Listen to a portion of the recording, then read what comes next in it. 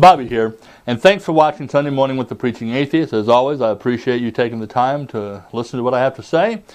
Whether you think it's good or not, I'm going to say it. So I'm going to take about the next 12 to 15 minutes out of your life. I hope it was worth it. So I want to talk about the actual prophecies of the Jewish Messiah. These are the prophecies that the Jews have long since accepted as messianic prophecies, dealing directly with who the Messiah is going to be. There's things that you can look for that in the life of the Messiah that show that he's the Messiah. Now the thing about the word Messiah is that it never was a word meaning Savior. He's not going to be a God-child. He will be an actual human being. Have not got time in this short video to cover all of that, but again, I'm stressing, go to the links in the description. You're not going to be sorry. But let's just talk about some of the actual prophecies of the Jewish Messiah. God knows, forgive me, but hey, it is what it is. For instance, in Isaiah 126, the Sanhedrin will be reestablished. It is not. Remember, these are things that will happen in the Messiah's lifetime, in the prophetic Messiah's lifetime. In Isaiah 2:4, once he is king, leaders of all nations, all other nations, will look to him for guidance. I'm sorry, but he was crucified. Nobody was looking to him for guidance. They killed him. Hey, I don't have a PhD, but I'm thinking that's not looking. If you kill somebody, you don't want his advice. You want his life. Next, the whole world will worship the one God of Israel. That's in Isaiah 2:17. They don't do it. Go to India. How many thousands of gods and demigods are there? China, Korea. They're not. The whole world is not worshiping this one God. And he will be a man of this world and an observer of Jewish law with the fear of God. That's Isaiah 11:2. When they say the man of this world, they actually mean a human being. Now, there's this theological bullshit about the New Testament called the hypostatic union. And that's where, Jesus was 100% God, and he was 100% man. We can't understand it. No, you can't understand it, dickwad, because it didn't happen. It doesn't happen that way. There is no hypostatic union, period. This is garbage that is made up to try to fit Jesus, square peg, into Jewish prophecy, the round hole. Got it? Now, in the lifetime of the Messiah that's been prophesied, there are things that have to be accomplished in the Messiah's lifetime. Not a second coming, we really screwed up the first coming, we got to come back and try it again. I thought God was perfect. Well, why is the son such a fuck up? Think! But anyway, these are the things that have to happen in the Messiah's lifetime. Evil and tyranny will not be able to stand before his leadership. That's Isaiah 11:4. You can't be serious. Now think about this. Let's just go back in our recent history, world history. World War II, that whole 1930s era with Hitler and the massacre of some 11 million people, mainly Jews, or at least the sympathizers of Jewish sympathizers. But yet it says in his presence, in his leadership, they won't be able to stand. This is the first coming. Again, I can't stress it enough. There's no second coming. In Isaiah 11:9, we have the knowledge of God will fill the world. It doesn't. Again, look at India, Korea, China. The God of the Bible is not known throughout the world. I don't care what Satan, what's his face, and everybody else wants to prophesy about. God, he's in there. No, he's not. Period. Isaiah 11:10 says he will include and attract people from all cultures and from every nation. Again, as we've just said, he does not. All Israelites will be returned to their homeland. Isaiah 11:12. This is going to happen during the very life of the Moshiach, the Messiah. This has not happened. In Isaiah 25:8, during the lifetime of the Messiah, death will be swallowed up forever. Again, this isn't the second coming. The Jews understood this to be happening during the lifetime of the prophesied Messiah. There will be no more hunger or illness, and death will cease. Isaiah 25:8. Really? Really? Have you seen pictures of third world countries? Have you seen pictures just in modern Western civilization, such as America? The hunger that exists in such a rich nation. It's a shame. It's a shame to this country. And they call themselves after the Jesus, that false Messiah. But it is a shame that one child is hungry, that one person is homeless. But according to Messianic prophecy, during the Messiah's lifetime, there will be no more hunger or illness, and death will completely cease. Isaiah 26:19, all of the dead will rise again. All of the dead will rise again. The fact of the matter is, people are still dead. I lost my younger brother to cancer 5.5 years ago. He's still dead. People are dead. My grandfather, who I loved tremendously, died when I was 13. He is still dead. The dead are still just that. They are dead.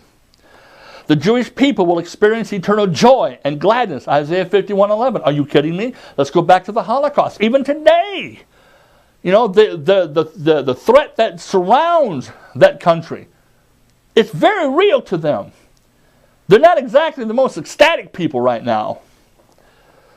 He will also be, the Messiah will also be the messenger of peace. Isaiah 52:7. We remember a couple of weeks ago we talked about Isaiah, was it 9:6? Where one of the names of the Messiah, this child, first of all, the child that it spoke of there in Isaiah, the Jewish people understood this was not the Messiah. This was a king, the future king that was going to be born. However, even to use that, calling him the Prince of Peace, when Jesus himself said, I come not, said, think not that I come to bring peace. I don't come to bring peace, but I come to bring the sword because I have come to divide. That is a maniac. That's not a Messiah. And the Jewish people understood Isaiah 52:7 to say he would be a messenger of peace. In Isaiah 52:13 through 53:5, it says the nations will end up recognizing the wrongs that they have done to Israel. Nobody's recognized the wrongs they've done to Israel. They're still trying to wrong Israel. There's a very real threat right now, and could be nuclear. As we sit here and speak, there is no peace to Israel. No one is recognizing that they're doing wrong. Zechariah 8:23 speaks about the peoples of the world will turn to the Jews for spiritual guidance. Again, as I just stated, they simply are not doing that. Ezekiel 16:55, the ruined cities of Israel will be restored. Ezekiel 39:9, the weapons of war will be destroyed. Drone, drone, drone, drone, drone. Are you fucking kidding me? The weapons of warfare are going to be destroyed, and it's during the Messiah's lifetime. They weren't destroyed in Jesus' lifetime. Rome was still a governing power and would be for centuries through basically killing. The weapons of warfare are alive and well. In Ezekiel 40, we find that the temple will be rebuilt and that such sacrificial, like sacrificing lambs and goats and so forth, will resume. Well, I got news for you. In 70 AD, the temple was burnt to the ground. I am no architect. I suck when it comes to carpentry. But even I know that burning something to the ground isn't building it up. And it hasn't been rebuilt, but it will be in the life of the Messiah. In Zephaniah 3:9, he will then perfect the entire world to serve God together. And we've already just covered that. That absolutely is not happening. It says that he will give you all the desires of your heart in Psalms 37:4. Bullshit. Are you kidding me? How many of you out there are billionaires? How many of y'all out there desire? I desire that. Do you realize what I can do with that? And not just on a personal level. Every time I see a child that hungers, you know, and I know that people are, especially like at Christmas time, you know, you just know these families are hurting because they want to do something for the children and they can't. And I can't. I'm barely scratching out a living myself. I haven't got the desires of my heart. My brother's still dead. My grandfather's still dead. I myself will die. I have no, the desires aren't there. It's bullshit. But during the lifetime of the real Messiah, everyone will have their desires met, whatever it is.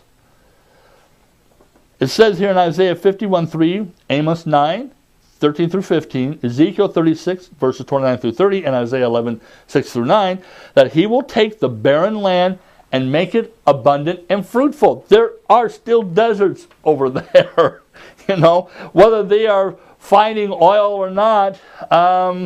It's not as fruitful as what they anticipated.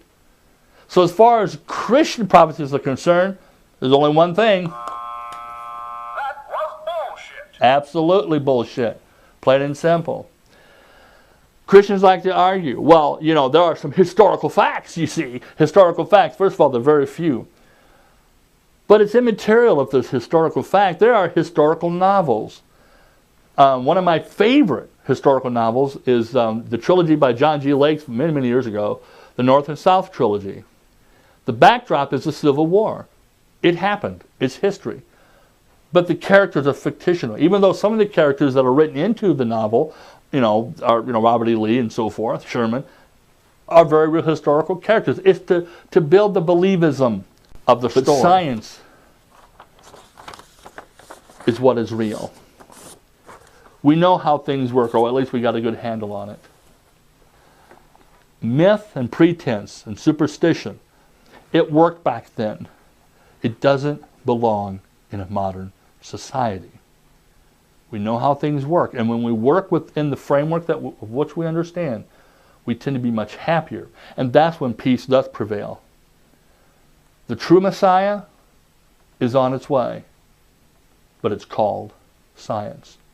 I'm the Preaching Atheist. I'm asking you to have a great day, but make it a non-religious day. You've been given a brain. I mean, nature has crafted this thing.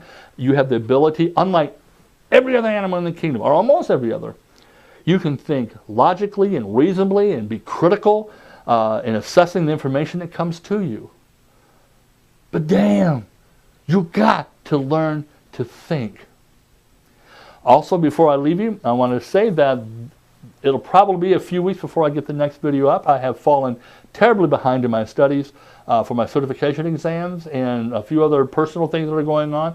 It might be another 2 or 3 weeks before the series, the Sunday Morning Preaching Atheist continues. I'm sorry, I don't like that either.